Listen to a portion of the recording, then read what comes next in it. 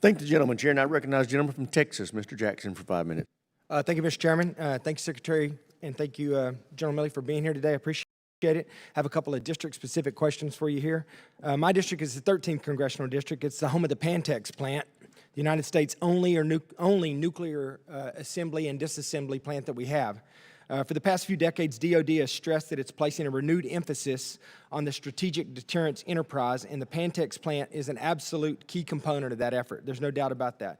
While DoD has been committing resources and seemingly doing its part, there doesn't seem to be concert or unity of effort between DoD and the Department of Energy on updating Pantex plant's severely aging infrastructure, which is actually, I think, having an impact on the mission right now. General Milley, I just want to ask you real quick, can you update us, or do you have anything to update us with on coordination that's occurring between DoD and the Department of Energy regarding Pantex plant, given Pantex was slotted to receive hundreds of millions of dollars for improving the facility the past several budget cycles, with those same projects now being zeroed out in the President's current budget? I'm going to have to take that for the record, Congressman. I apologize. I'm not familiar with the specifics of the DOE, DOD coordination on Pantex, but I can get you a written answer here shortly. Yes, sir. I appreciate that. I think it impacts, the Department of Defense as well, obviously. Also, as you gentlemen know, the Army is dependent on vertical aircraft in nearly every aspect of operations. 20 years of the global war on terror taxed Army aviation assets such that the H-60 and the CH-47 have been maxed out now, and it's necessitated that we have to have a new vertical lift option now. In December, the Army selected Bell Helicopter's V-280 platform to fulfill the Army's requirement for future long-range assault aircraft. However, the contract award has been protested, and we're looking at a GOA decision, hopefully sometime this week. I don't know. But, General Milley, I was going to ask you, have you reviewed the contract award process the Army used in this case? Are you confident that the Army used a justifiable and defensible methodology to make its selection? And is the Army doing everything in its power to defend its decision on this contract award before the GAO? Thanks, Congressman. As a matter of course, I do not review contracts. I did that as a Chief of Staff of the Army, but as a chairman, I'm much more in an operational role. So I don't review those, but I'll circle back with the OSD folks who do that to ensure that, but I do know it's in protest.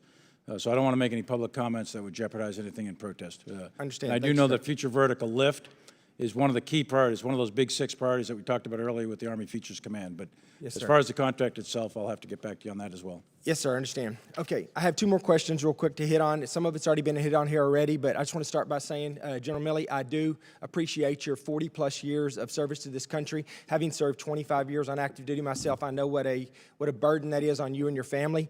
It's no secret that I've got a little bit of an issue and had a little bit of an issue with some of the stuff that's happened in your last job here as chairman over the last few years. We've talked about that before, but I do want to say that I do think that politicization of our general and flag officers has become a real issue in our military. I think that it does have a big impact on the forces in general. You know, mentioned by Congressman Johnson here, some of the polls that were out there on just the public's opinion of what that matters. And General Milley, I'll just say, whether it's real or whether it's perception, I think it matters. And I just want to point out, like, it's not just me saying it. You know, there's an article that came out in Politico here on the 24th of March, just a few days ago, 5 days ago, and the title of the article is "The Surreal Post-Trump Embrace of Mark Milley. In spreading the gospel of an apolitical military, he's becoming a political lightning rod and a reminder of how far Washington is from normal." So I'm just going to leave it at that. I have a question I'll just give to you off the record. I can just tell you that I am committed to an apolitical, nonpartisan military, myself, on down, 100%. I read the article. Yes, sir. The media is the media. Yes, sir.